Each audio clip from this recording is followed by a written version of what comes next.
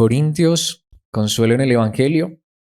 Sigamos con esta serie de la segunda carta. Estamos en el capítulo 7, hoy lo vamos a concluir. Vamos a ir desde los versículos 12 hasta el 16. Ya allí se cierra una sección muy importante. En el capítulo 8 empezará una nueva sección hasta el capítulo 9. Así que leamos lo que la palabra de Dios nos dice y luego veamos lo que Dios nos quiere enseñar. En la Nueva Traducción Viviente dice la palabra de Dios escrita: Mi propósito, entonces, no fue escribir acerca de quién causó el daño o quién resultó dañado. Les escribí para que, a los ojos de Dios, pudieran comprobar por sí mismos qué tan leales son a nosotros.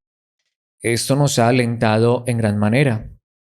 Además de nuestro propio aliento, nos deleitamos particularmente al ver lo feliz que estaba Tito por la manera en que todos ustedes lo recibieron y lo tranquilizaron. Le dije lo orgulloso que estaba de ustedes y no me decepcionaron. Siempre les he dicho la verdad y ahora mi jactancia ante Tito también resultó ser cierta. Ahora él se preocupa por ustedes más que nunca cuando recuerda cómo todos lo obedecieron y cómo lo recibieron con tanto temor y profundo respeto. Ahora estoy muy feliz porque tengo plena confianza en ustedes. Esta es la palabra de Dios, este es el pasaje que vamos a estar estudiando. Y bueno, hace 8 días estuvimos hablando acerca de la tristeza, de que si uno entiende correctamente las diferentes clases de tristezas que hay una tristeza que es buena. De hecho, hay una tristeza que es correcta, necesaria en nuestras vidas como cristianos, y es la tristeza que experimentamos por causa de nuestro pecado.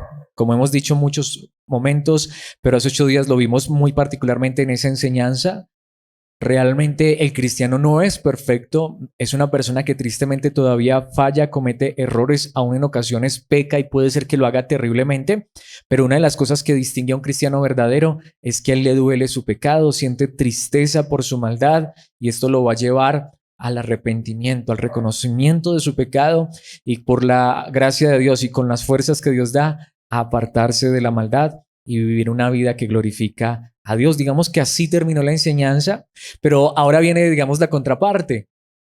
Claro, hay tristeza por el pecado, pero el cristiano no vive una vida triste. Como decíamos, cuando el cristiano peca, es un triste santo, pero sigue siendo santo porque ha entristecido el Espíritu Santo. Pero el cristiano no se queda en la tristeza. El cristiano no se sume en la tristeza. El cristiano no hace de la tristeza su vivencia. A veces hay personas que piensan que eso es bueno, que eso está bien. No, si hemos pecado, claro, la tristeza debe venir a nuestros corazones. Pero si Dios nos ha ayudado, si podemos hoy por la gracia de Dios estar viviendo en obediencia y santidad, pues tiene que venir lo opuesto. Y lo opuesto a la tristeza es la felicidad. Por eso le he puesto como título a esta enseñanza: felicidad que consuela. Por supuesto, si aún la tristeza nos consuela, si aún saber que si hemos pecado y hay dolor en nuestros corazones es un consuelo, porque eso significa que somos hijos de Dios, literalmente que estamos vivos, no con cualquier clase de vida, sino con la más grande, la vida eterna. Digámoslo de esta manera: si a un muerto le cortan un pie, él no siente nada, pero si estamos vivos, sentimos hasta el más mínimo aguijonazo, así sea de un mosquito, porque estamos vivos. Esa es la realidad del cristiano, está vivo a esta nueva vida donde el pecado ya no es un deleite, por eso mismo él tiene una reacción, digámoslo así, alérgica al pecado, él tiene una reacción contraria al pecado. Pero cuando un cristiano está viviendo en obediencia, en santidad, cuando una persona realmente está arrepentida por su pecado y ha experimentado la tristeza que viene de parte de Dios, se ha vuelto a Dios, ha mirado a Cristo Jesús por la fe y ha reconocido que en Él hay perdón, hay restauración y hay una vida nueva, entonces, mis hermanos, en esos resultados también se debe manifestar ¿qué? La felicidad o el gozo o la alegría o el contentamiento, que son sinónimos. Así que eso es lo que vemos en este pasaje que acabamos de leer y es en lo que nos vamos a centrar en esta mañana, en esta enseñanza, no sin antes enfatizar un versículo muy importante, porque si vamos a hablar de la felicidad, una de las cosas que quiero hacer es aclarar también que no podemos confundir la felicidad del mundo, porque el mundo a veces hasta es feliz en el pecado. Para el mundo felicidad a veces es la maldad. Para un hombre que no teme a Dios, felicidad es serle infiel a su esposa, es emborracharse y todas estas cosas. Pero para un cristiano verdadero, aunque podría llegar a cometer ese clase de pecados, eso le traerá tristeza. Pero la verdadera felicidad que experimenta un cristiano no es como la felicidad del mundo, que es pasajera. En el mundo, felicidad es tener dinero en los bolsillos. Claro, tampoco quiero decir que si hoy no tenemos dinero y tenemos conflictos económicos, pues seguramente que eso es difícil, pero a lo que me refiero es que la felicidad del cristiano es una felicidad particular y única que no se puede encontrar en nada ni en nadie más, solamente en Dios. Por eso, para cerrar esta introducción, quiero ir al Salmo, libro de los Salmos, capítulo 4, versículo 7. Este versículo lo he traído particularmente en la traducción Dios habla hoy porque me encanta cómo lo dice. Notemos lo que dijo el salmista: tú has puesto en mi corazón más alegría o más felicidad o más gozo, más contentamiento que en quienes tienen trigo y vino en abundancia, que este literalmente era, digamos, el mayor tesoro de esa época. Literalmente lo que el salmista está diciendo: yo tengo más gozo y alegría ¿en dónde? En mi corazón.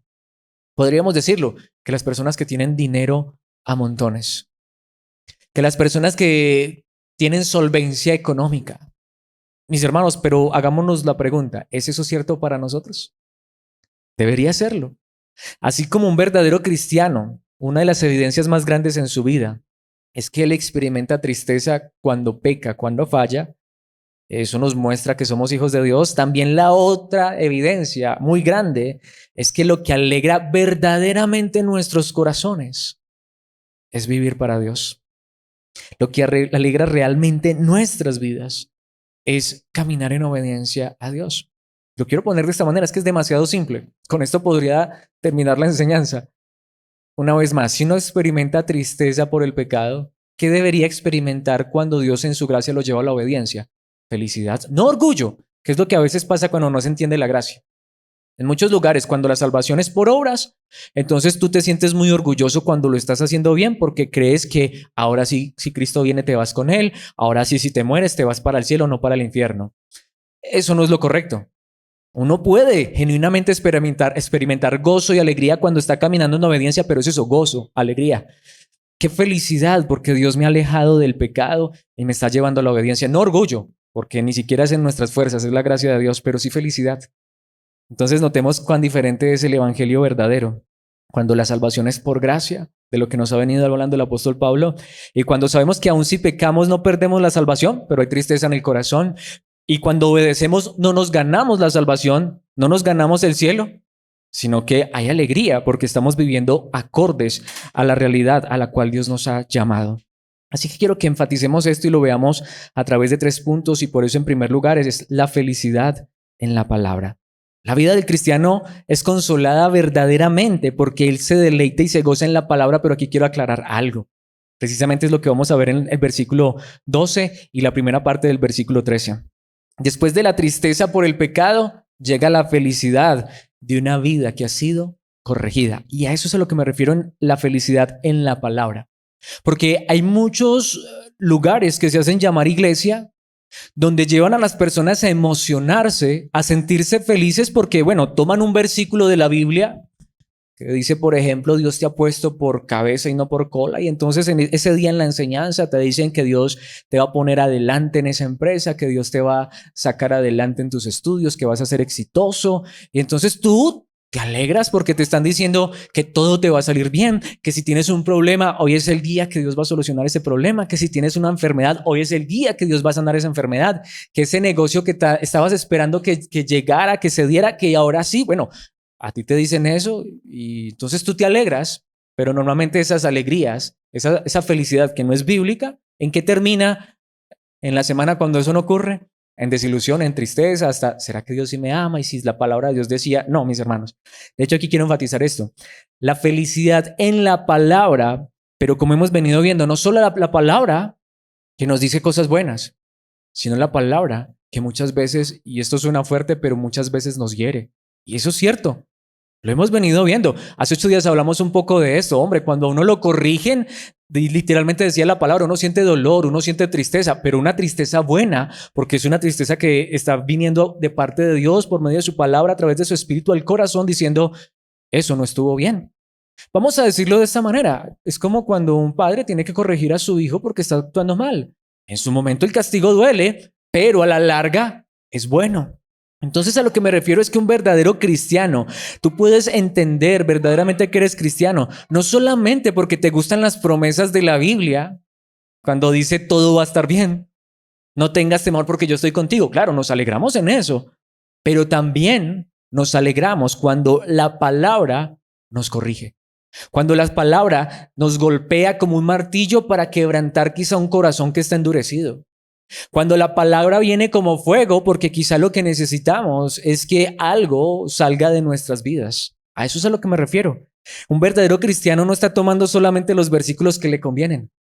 Un verdadero cristiano no está solamente buscando los versículos que hablan de prosperidad, de sanidad y milagros, aunque creemos en un Dios que puede darnos tantas cosas y ciertamente nos las da aún en esta tierra, si es que es su voluntad y es su propósito y serían cosas que no nos alejarían de Él. Pero también es un cristiano que se goza y se deleita en esos pasajes como el que acabamos de leer. Es que Dios me ha dado más felicidad que la gente que tiene dinero, porque mi felicidad no viene de las cosas materiales, viene de tener una relación con Dios.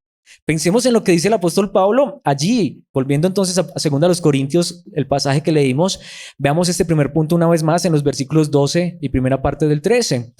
Pablo dice, mi propósito entonces no fue escribir acerca de quién causó el daño o quién resultó dañado. Qué interesante esta nota aclaratoria del apóstol Pablo. Recordemos el contexto. Pablo acaba de recordarnos que él escribió una carta a los Corintios, muy severa, carta que hasta él pensó que era tan dura que en su momento se arrepintió, tuvo temor. Uy, ¿yo por qué envié esa carta? Pero resulta que valga la redundancia, que los resultados que produjo esa carta en los corazones de los corintios fueron maravillosos. Y Pablo dice, ahora ya no me lamento. Carta que no tenemos hoy con nosotros, carta que se perdió, carta que nos hubiese quizá gustado haberla tenido, pero no. Entonces Pablo dice, pero hay algo que yo quiero aclarar. Cuando yo escribí esa carta, yo no estaba pensando en el que causó el daño. En otras palabras, Pablo lo que está diciendo es, cuando yo escribí esa carta, y ahí yo quiero decir esto, espero no decir una herejía, lo quiero decir con cuidado. El punto es que yo no lo sé. No sé si Pablo en ese momento realmente era consciente de que estaba siendo inspirado por el Espíritu y que lo que Pablo estaba escribiendo no era simplemente una carta de Pablo, sino palabra de Dios. A lo que me refiero es que Pablo aclara que su propósito no era como quien dice hacer reclamos. Y es una parte muy importante para aclarar más cuando a uno es el que le toca estar enfrente predicando. Muchas veces la palabra de Dios es fuerte. Muchas veces la palabra hiere y aún hiere al que está predicando, porque yo no soy Pablo, porque yo no soy un hombre perfecto. Es más, esta enseñanza el día de hoy es muchísimo, demasiado para Alex. Alex necesita esta palabra el día de hoy. Pero a lo que me refiero es que nosotros necesitamos también entender, porque muchas veces hay predicadores que cuando se trata de corregir, de traer un mensaje fuerte, lo quieren hacer en un sentido como ellos mostrándoselos más. Muchas veces lo hacen sin ternura, sin amor, sin compasión, y siempre mi oración a Dios, y más cuando son esta clase de pasajes, es Señor, dame gracia, porque tampoco se trata de herir a las personas, a los cristianos, a la iglesia, a las ovejas, a los hermanos, con argumentos de hombres. Si la palabra nos hiere, que nos hiera a todos, porque todos necesitamos ser, digámoslo así, voy a poner este ejemplo. Cuando me refiero a herir, es como si tú tuvieras un tumor. ¿Qué tienen que hacer para extirparte ese tumor? Te tienen que herir, te tienen que abrir, te tienen que operar. Eso es doloroso, pero es mejor eso a que el tumor te invada y te mate. Y muchas veces la palabra de Dios nos hiere porque necesitamos ser corregidos. Una vez más, Pablo lo dijo, esa carta fue dura y les causó tristeza, pero esa tristeza fue buena porque los llevó al arrepentimiento. Sin embargo, yo no escribí eso pensando en el que causó el daño, es decir, sencillamente por querer ofender al que hizo lo mal, o como dice, o quien resultó dañado. Pablo está hablando en tercera persona, pero literalmente está hablando de los corintios que estaban haciendo mal y de Pablo quien recibió el mal. Lo que está diciendo, yo no escribí eso para, como decimos vulgarmente, echarle pullas a ustedes. Y tampoco lo escribí como quien dice, ay no, pues me voy a sacar en limpio o yo soy el mejor. Pablo tenía un propósito más grande. Y lo dice aquí en la segunda parte del versículo. Tanto que esta traducción honestamente no me gusta aquí. Amo la nueva traducción viviente, pero una vez más no hay traducción perfecta. Cuando lo leí en el idioma original dije, aquí hay un conflicto grande. Y miré otras traducciones y hay otras traducciones que lo dicen de mejor manera, pero les voy a leer lo que dice esta traducción, pero luego necesito corregir algo porque es más, cuando uno lo lee hasta uno puede decir esto es contradictorio. Esta traducción dice, les escribí para que a los ojos de Dios pudieran comprobar por sí mismos qué tan leales son a nosotros. Pues eso contradeciría la primera parte, que Pablo está diciendo, yo no les escribí eso por causa mía, por causa del que recibió el daño. Y luego dice esta traducción que para comprobar por sí mismos qué tan leales son a nosotros. A mí eso me pareció como tan raro, tan orgulloso, pero el idioma original dice algo como esto. De parte nuestra, literalmente dice, ustedes están delante de Dios o están de cara a Dios. Es como si para nosotros lo importante de haber escrito esa carta y de traer este mensaje es porque creemos que ustedes son preciosos a los ojos de Dios. Por esta causa les escribí, es lo que dice el idioma original. En otras palabras, Pablo lo que está diciendo es, miren, yo no estaba escribiendo esta carta para defenderme o para echarles indirectas. ¿Saben por qué les escribí esa carta tan severa? Severa porque estaba hablando de las fallas y los errores de los corintios.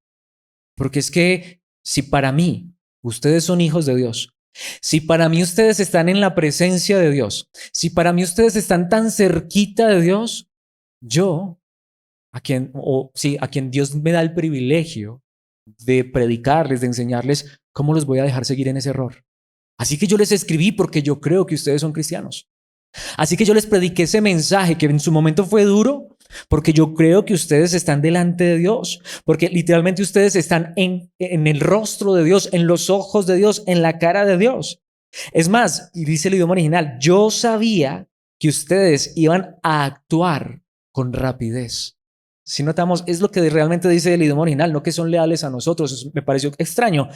El idioma original entonces, para resumir, dice algo como esto. Dado que nosotros sabemos que ustedes son verdaderos hijos de Dios, no los íbamos a dejar en su pecado. No los íbamos a dejar que siguieran, porque eso es lo que se hace cuando uno no cree que una persona es cristiana.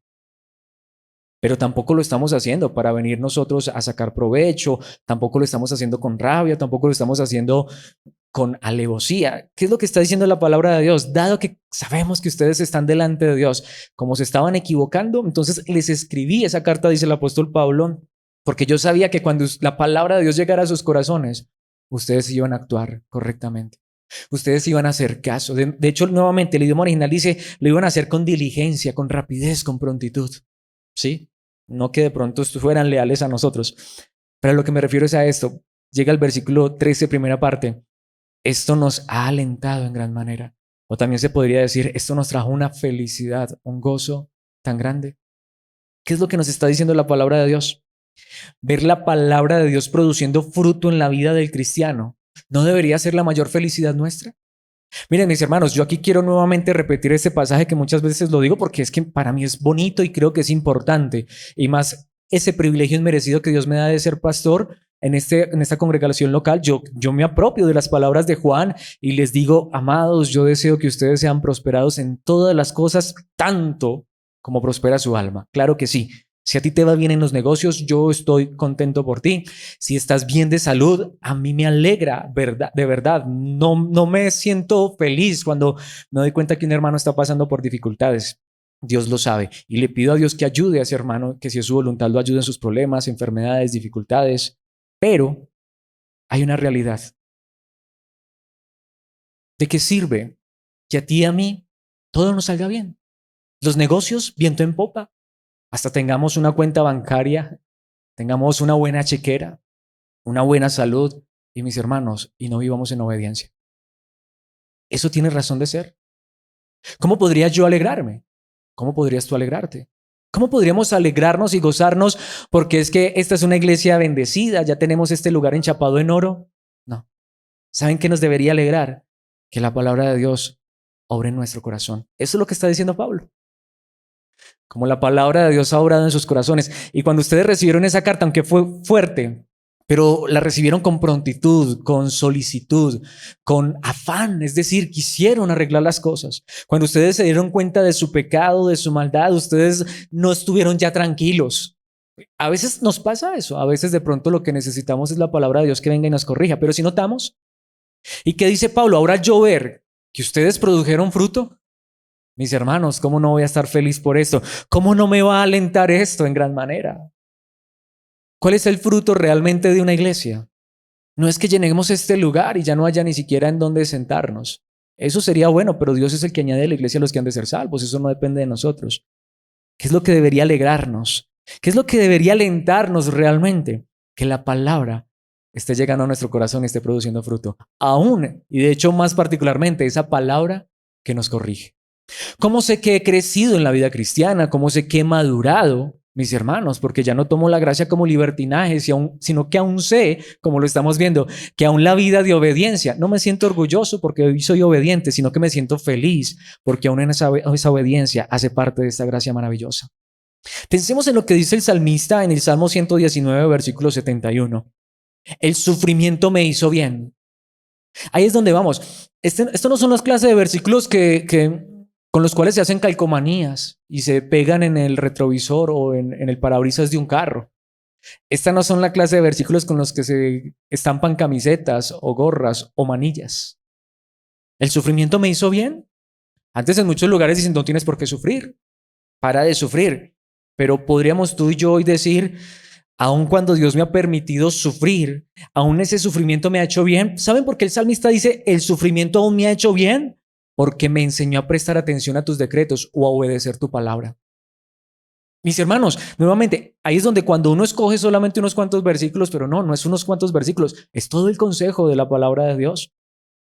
Esta es la gran realidad. En un momento lo vamos a enfatizar todavía más. Si soy hijo de Dios, eso no es garantía de que todo va a salir bien en esta vida. Y mucho más si estoy siendo un hijo desobediente, porque es cierto que Dios tiene hijos y tristemente a veces hijos desobedientes. Es cierto que a veces somos ovejas negras, como lo he dicho siempre, gracias a Dios ovejas, pero si somos negras, el buen pastor nos va a blanquear. Si somos hijos desobedientes, Él nos va a corregir. Y eso es lo que el salmista dice.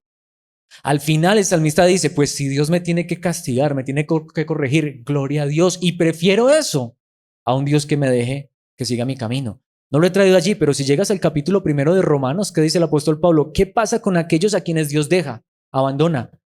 Hágale, sigan su camino y piensen que todo va bien.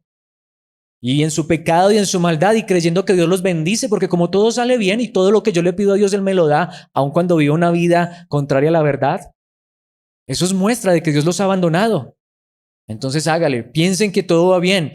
Y ese camino que creen que es camino derecho y de bendición termina siendo de destrucción, de perdición.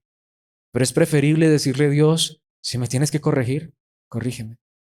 Dios, aun si ese dolor y ese sufrimiento es lo que me ha tenido más cerca de ti, qué bien por ese sufrimiento. Si esto me ha enseñado a prestar atención a tu palabra, si esto me ha llevado a entender que lo más importante no son las cosas de esta vida, sino conocerte a ti y vivir para ti, gracias Dios por ese sufrimiento, porque me ha hecho bien. Vayamos a Hebreos capítulo 4 versículo 12, pasaje demasiado famoso. A veces nos lo sabemos de memoria en Reina Valera porque es muy famoso, muy citado, muy conocido. Esta traducción dice, pues la palabra de Dios es viva y poderosa. Reina Valera dice viva y eficaz. Es más cortante que cualquier espada de 2 filos, pero pensemos en la analogía. ¿Qué es una espada de doble filo? Era una daga en la antigüedad donde literalmente por donde la enterraban pasaba derecho.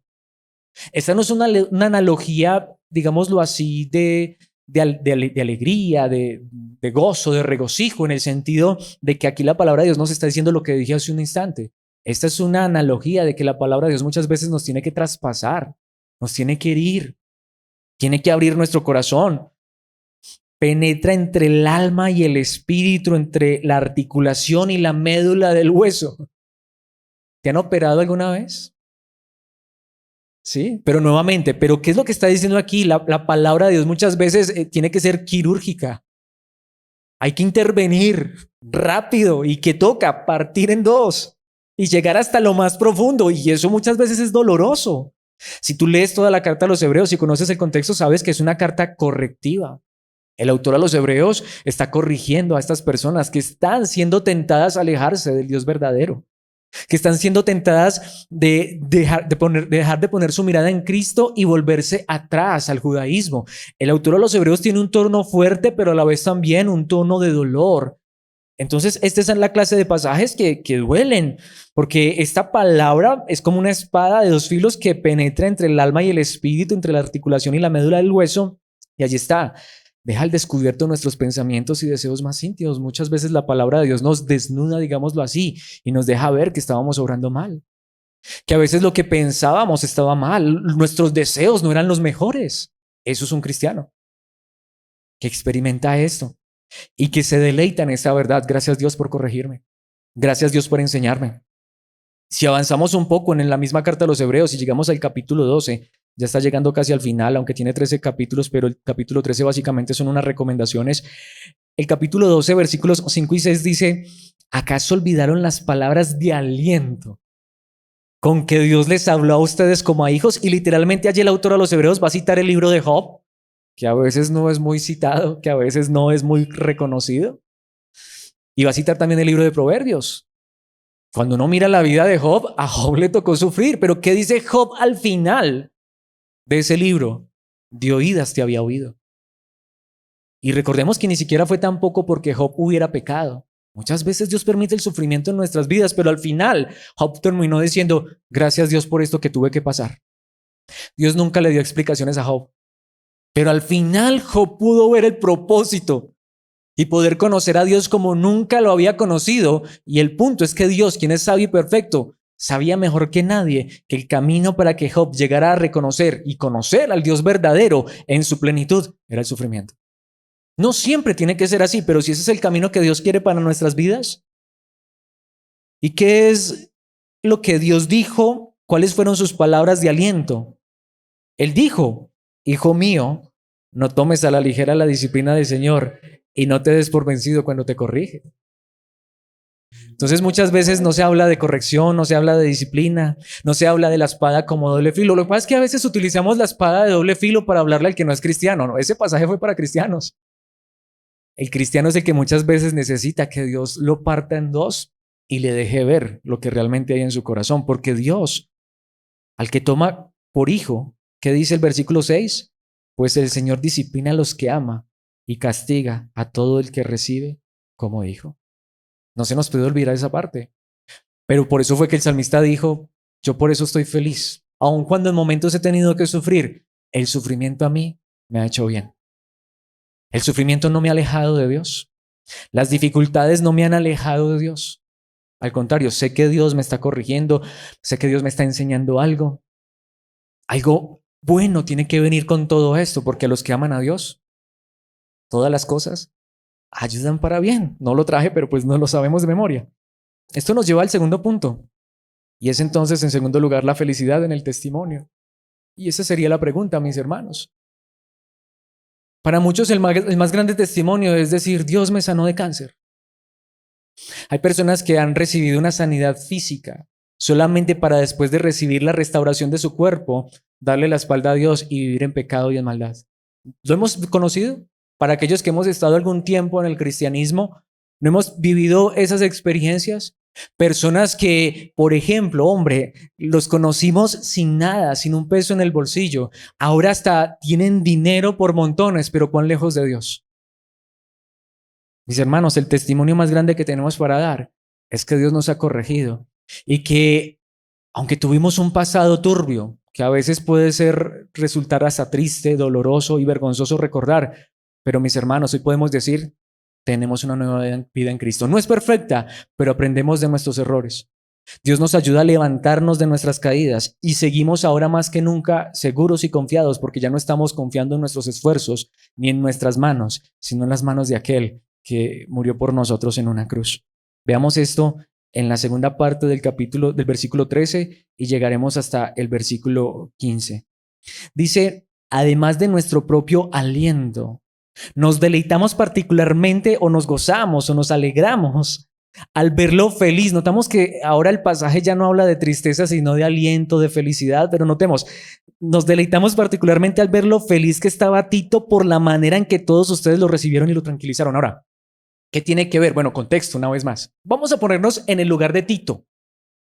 Recordemos una vez más, Pablo tiene programado un viaje. Él va a entrar por la península de Acaya, eso queda al sur, y va a empezar a subir hasta llegar a Macedonia. Esos son sus planes. Pero resulta que cuando él entra por la península de Acaya, los primeros lugares allí es Corinto. Entonces él llega a Corinto y encuentra una iglesia reacia. Encuentra una iglesia rebelde. Es más, encuentra una iglesia contrariada con Pablo al punto que Pablo sigue su viaje y aunque había prometido regresar a Corinto, no regresa, que las cosas están mal. Pero ¿qué hace él? Siguió hasta Troas, de allá se devuelve porque él envió a Tito con esa famosa carta dolorosa. Pero lo que les decía, pongámonos en los pies, en los zapatos de Tito. Ahora Tito es el encargado de ir a llevar esa carta tan fuerte e ir a enfrentar a los corintios. ¿Quién quisiera ese encarguito? Unos corintios que acaban de rechazar a Pablo. Unos corintios que están contrariados con Pablo. ¿Quién quisiera ser el mensajero de esa carta? Y aún así, ¿saben cuál es el asunto? Como Pablo sabía que los corintios eran verdaderos cristianos a pesar de su momento de rebeldía, él dijo, pero no voy a ser yo el que los va a corregir, va a ser la palabra de Dios, el primer punto. Una palabra que los va a herir, pero él estaba confiado de que ellos no iban a tratar mal a Tito. Y efectivamente eso fue lo que pasó. Yo me imagino Tito iba con su recelo y no, donde los corintios me saquen allá patadas. Los corintios cuando lean esa carta, ¿qué van a hacer conmigo si eso hicieron con Pablo? ¿Saben cuál es el asunto, mis hermanos? Ahora Tito es un testigo del testimonio más grande. No que los corintios tenían dinero y todo les iba bien, que los corintios recibieron con gusto la palabra, aceptaron su error y corrigieron su situación. Eso es felicidad. Ese es el verdadero testimonio que necesita conocer al mundo. Ese es el verdadero testimonio que va a traer felicidad y gozo, mis hermanos, porque va a traer gloria a Dios. El más grande testimonio que debemos tener para contar. Bueno, si Dios nos ayudó en un problema, en una dificultad, en una necesidad, aun si son una enfermedad, gloria a Dios por eso. Pero la pregunta es, ¿ha cambiado Dios nuestros corazones? Y lo sigue cambiando, porque ese es el asunto. No es que yo creí en el Señor hace 20 años y era un borracho. Nos sigue cambiando hasta el día de hoy. Yo necesito seguir siendo cambiado. Yo necesito que la palabra de Dios todavía me siga quebrantando, me siga hiriendo si es necesario. Y eso fue lo que pasó con los corintios, versículo 14. Notemos, le dije el orgulloso que estaba de ustedes. Cuando Pablo envió esa carta, aún sabiendo lo que estaba pasando con los corintios, y ahí es donde vamos, y esto también consuela, aunque esto será el tercer punto. Pero mis hermanos, Pablo tampoco estaba dudoso de los corintios, al contrario, muy seguro y muy orgulloso. Es que si son hijos de Dios, la palabra va a obrar en sus corazones. Le dije lo orgulloso que estaba de ustedes y no me decepcionaron. Siempre les he dicho la verdad. Y ahora mi jactancia ante Tito también resultó ser cierta. Y ese es el asunto. Cuando uno realmente sabe que está ante una iglesia imperfecta, porque uno también lo es, pero uno sabe que la palabra es la que va a obrar en el corazón. Y uno deja que Dios traiga los resultados a la vida de la iglesia, mis hermanos. Eso es felicidad, eso es tranquilidad, eso es paz, eso es gozo, eso alienta, eso alegra. Saber que no es Alex el que los cambia, porque Alex mismo necesita ser cambiado. Saber que es Dios a través de su palabra el que nos ha cambiado y nos sigue cambiando y seguirá cambiando hasta que lleguemos completicos, perfectos a la eternidad, porque estamos en un proceso. Versículo 15. Ahora Él se preocupa por ustedes más que nunca. Cuando recuerda cómo todos lo obedecieron, o sea, es decir, cómo todos recibieron esa carta que llevó Tito en encomienda de Pablo y cómo lo recibieron con tanto temor y profundo respeto. Mis hermanos, podemos ver, porque Pablo sabía, Pablo no es el que va a cambiar a las personas. Tito no es el que va a cambiar a las personas. Alex no es el que va a cambiar a las personas. Dios a través de su palabra, a través de su espíritu, y cuando uno ve los resultados, no por obras, manipulación o argumentos humanos. Mis hermanos, ahí es donde uno se goza. A las personas a veces las hacen cambiar externamente con cosas de apariencia y a veces hasta obligadas. ¿De qué sirve, mi hermano? Hay tantos pastores que se gozan mire, he bautizado a tantos porque, claro, desde que una persona llega es, ¿cuándo se va a hacer bautizar? ¿Cuándo se va a hacer bautizar? ¿Cuándo se va a hacer bautizar? Y la cansa tanto que se bautiza. Y mire, ya lo bautizamos. Mis hermanos, gozo, alegría, es predicar la palabra, como dice un lugar en la palabra, echa tu pan sobre las aguas. Y después de mucho tiempo, lo hallarás, recogerás el fruto. ¿Qué significa, mis hermanos? Hay que esparcir la semilla y descansar y confiar en que Dios es el que prepara el corazón y Dios es el que traerá el fruto a la vida de las personas. Eso alegra, eso alegra. ¿Para qué ponerle frutos de plástico a una persona? Ficticios. ¿Para qué manipular y controlar las vidas?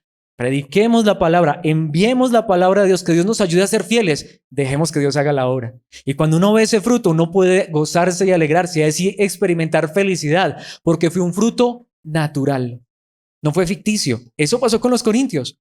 Claro, no eran perfectos, por eso Pablo no se rindió con ellos. Y aun cuando envió esa carta con Tito, ¿qué le dijo Pablo a Tito? Yo estoy orgulloso de ellos. No les habló mal de los corintios. No, yo sé que ellos son verdaderos hijos de Dios. Ellos están en la presencia de Dios. Ellos están de rostro, de cara a Dios. Ellos son de Dios. Así que quizá en este momento no soy yo, porque no soy yo el que cambia a las personas. Le dice Pablo a Tito, va a ser la palabra. Así que Tito, ve tranquilo, porque tú no vas a llevar es la palabra. Y cuando llegaron allá, recibieron a Tito porque traía la palabra con temor, con respeto, obedecieron lo que Tito dijo a través del apóstol Pablo inspirado. Mis hermanos, qué alegría cuando la palabra de Dios es la que obra en los corazones. Por eso quiero que pensemos en Filipenses capítulo 4, versículos 4 y 5. Estén siempre llenos de alegría en el Señor, lo repito, alégrense. ¿Pero de qué está hablando Pablo allí? Por eso lo que les decía al principio, esta no es la alegría del mundo. La alegría del mundo es que Colombia gane un mundial. Y bueno, si Colombia gana un mundial, qué bien. Y si a alguien le gusta el fútbol, qué bien. Puede ser que yo me alegre, pero ¿cuánto dura esa alegría? Dura hasta que los eliminen y no ganen el mundial. Bueno, no estoy augurando mal los pensamientos para Colombia. A lo que me refiero es que eso es pasajero. Alegría verdadera es lo que Dios hace en nuestros corazones, porque eso dura para siempre. Estén llenos de alegría en el Señor, lo repito, alégrense. Y Pablo escribió esto de la cárcel. ¿Pero por qué? No nos quedemos allí. Versículo 5, que todo el mundo vea que son considerados en todo lo que hacen. Recuerden que el Señor vuelve pronto.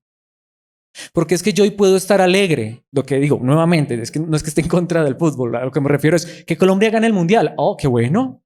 Seguramente. Yo puede ser que hasta a mí que no me gusta el fútbol, hasta me alegre. Qué chévere que Colombia gane el mundial. Pero ¿saben qué es lo que nos debe llenar de alegría? Porque debemos estar gozosos en el Señor. Porque Dios nos ha llevado a tener una vida donde hasta el mundo que no lo conoce pueden ver que somos considerados en todo lo que hacemos. Puede ver un bien obrar en nosotros, no con orgullo, sino porque Dios está obrando en nuestros corazones. Pensemos en 1 Tesalonicenses capítulo 5, versículos 15 y 16. Les estoy trayendo pasajes que hablan de la alegría, la verdadera que debe experimentar el cristiano. Asegúrense de que ninguno pague mal por mal, más bien siempre traten de hacer el bien entre ustedes y a todos los demás. Y ahí es donde viene el versículo 16. Estén siempre alegres. Si hoy no hice lo correcto, debería estar triste. Pero si por la gracia de Dios hoy ha sido un día en el cual he hecho lo correcto, como dice allí, donde no he pagado mal por mal, donde he tratado de hacer el bien con los que están cerca, aún con los que están lejos, con los hermanos, aún con los que no son cristianos, mi hermano, mi hermana, ¿cómo no estar alegres? Qué alegría, qué felicidad. ¿Sí notamos? Y no es la alegría y la felicidad del mundo, es la alegría y felicidad que Dios produce en nuestros corazones. El mismo Señor Jesucristo lo dijo en Mateo capítulo 5, versículo 16. He traído el versículo 16 y acto seguido el versículo 12. Me voy a devolver porque es que allá hay una parábola encerrada en algo que es muy interesante. La parábola de ser como una luz que no se mete debajo de un cajón, sino que se pone en alto para que alumbre a todos los que están en la casa. Versículo 16 de Mateo 5. De la misma manera, dejen que sus buenas acciones brillen a la vista de todos para que todos alaben a su Padre Celestial. Pero antes, que había dicho Cristo, por eso me quiero devolver, versículo 12, alégrense, estén contentos, porque les espera una gran recompensa en el cielo. Y recuerde que a los antiguos profetas los persiguieron de la misma manera. ¿Qué significa esto? Jesucristo mismo enseñó, estemos felices porque hicimos lo correcto, aunque muchas veces aún hacer lo correcto nos traiga conflictos. Anteriormente él dijo, si los critican, si los vituperan, si los señalan, si los persiguen, si los echan de la sinagoga. La pregunta es, ¿por qué estarían tristes si están haciendo lo correcto? Mi hermano, mi hermana, si uno hizo lo correcto, si uno fue luz y hasta aquellos que uno esperaba que vieran la luz, le hicieron caso omiso a esta luz, ¿por qué deberíamos estar alegres? Porque hay uno que sabe lo que estamos haciendo. Si yo hoy por la gracia de Dios he hecho lo correcto y alguien más no lo reconoce, bueno, mi recompensa no está aquí, mi recompensa está allá. Alegrémonos, porque hay uno, mis hermanos, que no va a pasar por alto ni la más mínima cosa buena que hagamos, aunque eso es pura gracia, pero hasta nos va a recompensar por ello. Que no va a pasar ninguna lágrima que hayamos sufrido en esta tierra. Hay uno que lo ve todo. Y mis hermanos, Él no es injusto. Si hicimos lo correcto, se los aseguro. ¿Saben cómo lo llamó el Señor Jesucristo aunque no lo he traído allí? Eso se llama atesorar en el cielo. Muchas veces hacemos las cosas correctas esperando la retribución aquí. La mayoría de veces, es triste, pero así es. No vamos a recibir la retribución aquí, pero a la vez que no sea triste, alegrémonos. Hay uno que nos recompensará tarde o temprano, y más temprano que tarde en la eternidad. Por eso Pedro lo dice de esta manera para concluir este punto y rápidamente al tercero, en el cual no me demoraré. Pedro dice en su primera carta, capítulo 3, versículo 17, recuerden que es mejor sufrir por hacer el bien, si eso es lo que Dios quiere, que sufrir por hacer el mal. ¿Qué es lo que está diciendo Pedro? Cuando lo que uno sufre es consecuencia de su maldad, ahí sí, mi hijito se lo ganó, nos lo ganamos, ¿sí o no? Muchas veces, aún como hijos de Dios, tristemente lo que sufrimos son las consecuencias de nuestros malos actos, aunque si esas consecuencias, esa corrección, esa disciplina nos lleva a Dios, aún recordemos que eso nos alienta. Gracias Dios porque no me dejaste seguir por el mal camino. Pero como dice Pedro, pero también en ocasiones vamos a sufrir por hacer el bien. Y como dice allí, si eso es lo que Dios quiere, literalmente el idioma original, Reina Valera lo dice bien, si esa es la voluntad de Dios. Eso no puede ser la voluntad de Dios porque mire, hice lo correcto y me fue mal. No, la voluntad de Dios es que haga lo correcto, sea que me vaya bien o me vaya mal. La voluntad de Dios es actuar bien, así los beneficios que esperaba recibir no los reciba. ¿Sí notamos? Pero entonces un cristiano, ¿en dónde encuentra su gozo, su alegría, su felicidad? ¿En que todo está bien? ¿En que no estoy sufriendo este día? ¿O en que hoy conozco más a Dios?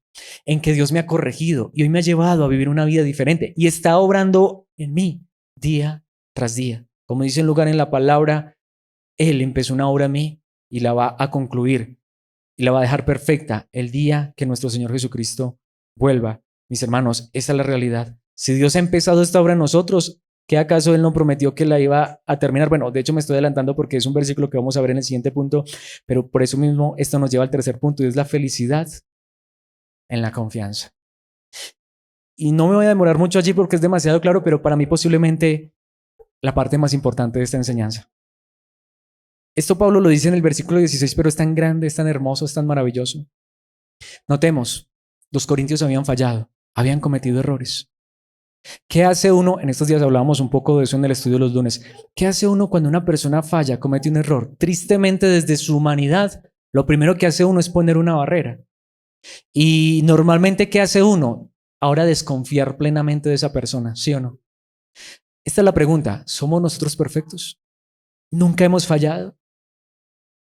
Pero como hemos venido viendo, pero cuando hay arrepentimiento genuino, cuando realmente hay tristeza, dolor por el pecado, mis hermanos, la iglesia mejor que nadie debe entender esto. Cuando hay arrepentimiento, cuando hay dolor, cuando se reconocen las fallas y lo que se busca es la restitución, la iglesia no está para criticar, señalar. Es más, la iglesia nunca está para criticar y señalar.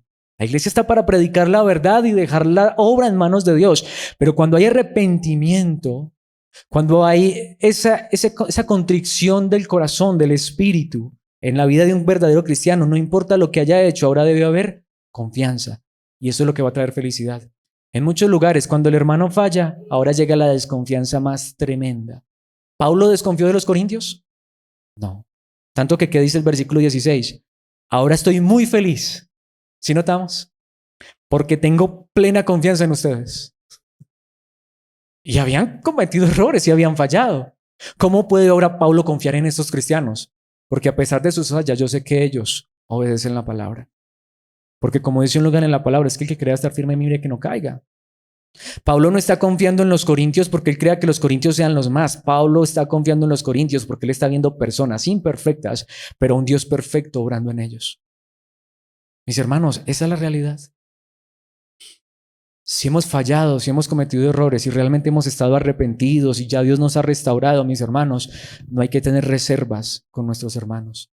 No hay que tener recelo. Claro, si es una persona que sigue viviendo en el pecado, en la maldad, que no se arrepiente, pues oremos a Dios, pidamos que obre en ese corazón y ahí sí esperemos a ver resultados. Pero si ha habido arrepentimiento genuino, si ha habido dolor por el pecado, ¿por qué muchas veces nosotros dejamos a nuestros hermanos como hacen a veces en la escuela? Yo no sé si todavía lo hagan, le ponemos las orejas de burro y lo ponemos en un rincón a mirar para la pared. ¿Y cuánto tiempo hasta que le duela, hasta que le arda, hasta que... Mis hermanos, ¿quiénes somos nosotros para hacer eso? Si no hemos equivocado, no importa el error, la falla, si ha habido reconocimiento, arrepentimiento, mis hermanos, es momento de restaurar y ahora disfrutar de esta comunión, de esta confianza y experimentar la felicidad. ¿Cómo me puedo sentir yo feliz sabiendo que mi hermano, quien le ha dolido su pecado, pero ahora yo le estoy echando sal en la herida para que le arda y para que aprenda? ¿Cómo me puedo sentir yo feliz de eso? Si es que realmente el hermano está sufriendo y le está doliendo por su se está doliendo por su pecado, yo debería compartir la tristeza y el dolor con mi hermano. Pero si mi hermano ha sido arrepentido, ha reconocido sus errores, ahora el Espíritu ha orado, la palabra, ahora esta persona quiere vivir en obediencia y santidad, ¿cómo lo puedo dejar yo todavía 1 mes, 2 meses, 3 meses, 1 año, 10 años castigado a ver si así es que aprende mi hermano? Eso no es de Dios, eso no es de la palabra, hay que restituir. Pedro negó a Cristo 3 veces, salió llorando amargamente, Cristo lo sabía. ¿Qué hizo Cristo Jesús? ¿Cuántos años lo puso de disciplina? Pedro aprendió la lección. Judas fue el que salió y se ahorcó. Pedro no se ahorcó. A Pedro le dolió su pecado. ¿Qué hizo el Señor Jesucristo? Pedro, así son las cosas. Has aprendido la lección. Esto no es con orgullo. Es que si ellos te niegan, yo no. Mira, Pedro, que tú también caíste. Sí, Señor, y me dolió. Sí me dolió. Lloré amargamente. Pedro, ¿me amas? Pastorea mis ovejas. Alimenta mis corderos. Creo que no estaba ya en mejor condiciones Pedro, porque había aprendido la lección que esto no es con orgullo, esto es por gracia. ¿Qué dice ahora el apóstol Pablo de los Corintios? Ahora estoy muy feliz. Ahora tengo plena confianza en ustedes. Pablo no está diciendo es que los corintios jamás van a volver a cometer un error, nunca van a fallar. No, pero yo sé que aunque fallaran, y no es lo que Pablo quería, ni es lo que ningún pastor, ningún líder, ningún creyente quiere, pero él sabía, son personas que si se equivocan, reconocen sus errores. Y por eso tengo confianza en ellos, porque Dios está haciendo una obra en ellos. Dios la va a concluir. Es más, yo quiero enfatizar este punto con una historia que tengo que resumir, porque es un libro completo, aunque es corto, pero es un libro completo. La carta del apóstol Pablo a Filemón. Recuerda, nosotros estudiamos esa carta aquí. ¿Quién era Onésimo? Un hombre que había defraudado fuertemente a Filemón. Tanto que no dice el texto qué, pero se había escapado porque era un esclavo, le había hecho mucho daño. Onésimo, no sabemos si en ese transcurso de esa escapada conoció de Cristo y finalmente llegó a estar con Pablo, si Pablo le mostró el evangelio. En fin, hay detalles que no conocemos, pero este hombre llegó al conocimiento pleno de la verdad de Cristo Jesús y estuvo al servicio del apóstol Pablo. ¿Qué hizo el apóstol Pablo? Le dijo: Onésimo, llegó la hora de que te devuelvas para donde Filemón. Y lo que les digo, ya vimos esa carta completamente, para quienes estuvieron recordarán, pero rápidamente para agilizar esto. ¿Qué dice el versículo 16, 17, los versículos 16 hasta el 18? Pablo envía a Onésimo a Filemón y le dice a Filemón por medio de esta carta, él ya no es como un esclavo para ti, es más que un esclavo, es un hermano amado, especialmente para mí. Ahora será de más valor para ti como persona y como hermano en el Señor. Restitúyelo. Es más, ya ni siquiera es tu trabajador, ni siquiera es tu empleado, ni siquiera es tu esclavo. Es tu hermano en el Señor. Pero no solo esto, versículos 17. Así que si me consideras tu compañero, recíbelo a él como me recibirías a mí. Onésimo había defraudado a Filemón. ¿Qué es lo que le está diciendo ahora Pablo a Filemón? Ten confianza en Onésimo. ¿Confías en mí?, le dice Pablo a Filemón. Seguramente Filemón diría: por supuesto que confío en ti. ¿Cómo que no? Pues entonces a esta persona que te defraudó en el pasado, no es que esté desconociendo lo que hizo, pero es que él es diferente. Él habrá reconocido su pecado y se ha vuelto a Cristo. Así que trátalo, recíbelo como si me recibieras a mí. Versículo 18. Si te perjudicó de alguna manera o te debe algo, no se lo vas a cobrar a él, cóbramelo a mí. Qué confianza, ¿no? Qué restitución. Mis hermanos, creo que hoy la iglesia más que nunca necesita aprender de esto. Precisamente, quiero concluir con Filipenses 1:6. Pablo decía esto: estoy seguro, estoy confiado de esto. ¿De quién? De Dios. Estoy seguro de que Dios, quien comenzó la buena obra en ustedes, la continuará. Es un proceso. La continuará hasta que quede completamente terminada. ¿Cuándo? El día que Cristo Jesús vuelva Mis hermanos, yo confío en ustedes porque lo que hay en ustedes no es obra de Alex, es obra de Dios. Si hemos fallado, si hemos cometido un error, que haya tristeza en nuestros corazones, pero si ya el error pasó, si eso ya es parte del pasado, si ya hubo tristeza, mis hermanos, ¿qué deberíamos experimentar hoy? Felicidad, gozo, alegría. ¿Nos consuela esto? Nos consuela tanto la tristeza que viene de Dios por causa del error que cometimos, como la felicidad de que Dios no nos deja en el error, no nos deja en el pecado. Como dice una canción antigua, y es cierto, del cieno inmundo nos levantó, aunque yo diría, Dios nos levantó de un lugar más que de un cieno inmundo. Él nos levantó, como dice el apóstol Pablo en la carta a los Efesios capítulo 2, estando muertos en delitos y pecados. Él nos levantó junto con Cristo, nos dio vida, por gracia hemos sido salvos. Así que ahora, ¿cómo no estar felices? Si la palabra de Dios nos tiene que corregir, que nos corrija. Si la palabra de Dios nos tiene que herir, que nos hiera, porque aunque en su momento dolerá, pero eso traerá mayor vida, mayor sanidad, mayor salvación. Que el testimonio que tengamos para mostrar al mundo sea una vida transformada y cambiada, entendiendo que es un proceso, pero lo más importante, confiados, felices, confiados ¿en quién? En Dios, en su obra, en su palabra. Yo quiero terminar con estas palabras, como dice el apóstol Pablo. Estoy seguro que Dios empezó una obra en ustedes y estoy seguro y confiado, y eso es lo que me da alegría y felicidad. Dios va a terminar esa obra en cada uno de nosotros. Así que démosle gracias a Dios y digamos, Señor, que experimentemos esta felicidad, así como hemos experimentado la tristeza cuando hemos fallado. Ayúdanos a experimentar el gozo cuando nos has restaurado. Padre nuestro que estás en los cielos, gracias por tu palabra, gracias por tu verdad. En esta hora, en tu gracia, te ruego, te pido, ayúdanos tanto a experimentar la tristeza cuando fallamos, como a experimentar el gozo y la felicidad cuando vemos tu palabra, tu espíritu obrando en nosotros, conformándonos a la imagen de Cristo. Ayúdanos que nuestra vida sea de mayor felicidad que de tristeza, en el sentido de que podamos ver más cada día y crecer en tu gracia, en el conocimiento de tu verdad. Que tú sigas obrando en nuestros corazones vida, santidad, perfección. Obviamente que nunca haya orgullo en nosotros, que no creamos que estamos firmes porque son nuestras fuerzas, sino siempre reconociendo que aun si hoy estamos caminando en obediencia y santidad es por tu misericordia, por tu gracia, porque hasta aquí nos has sostenido.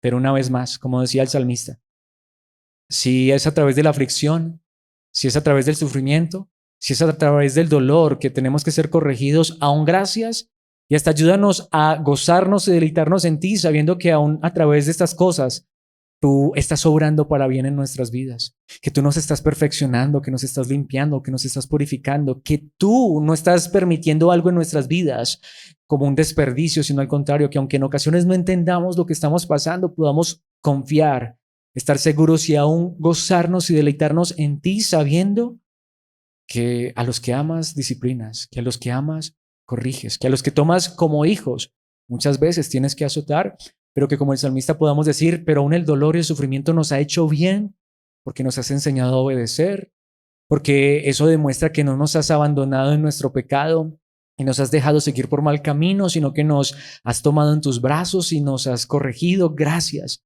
por esa palabra. Ayúdanos a gozarnos y deleitarnos aún en esa palabra que muchas veces es como martillo que nos quebranta, que muchas veces es como espada que nos abre en dos y nos deja ver que estamos yendo por mal camino. Gracias por eso. Ayúdanos a deleitarnos en esto, pero también a deleitarnos y gozarnos en esos días donde nos permites vivir en obediencia, donde nos permites ser luz y dar gloria y honra a tu nombre, pero también ayúdanos a deleitarnos en la comunión, sabiendo que podemos tener confianza, no en nosotros, no en nuestras fuerzas, no en nuestras obras, sino en la obra que tú has comenzado en cada uno de nosotros por tu gracia y que tú has prometido terminar, concluir, porque está en tus manos, no en las nuestras.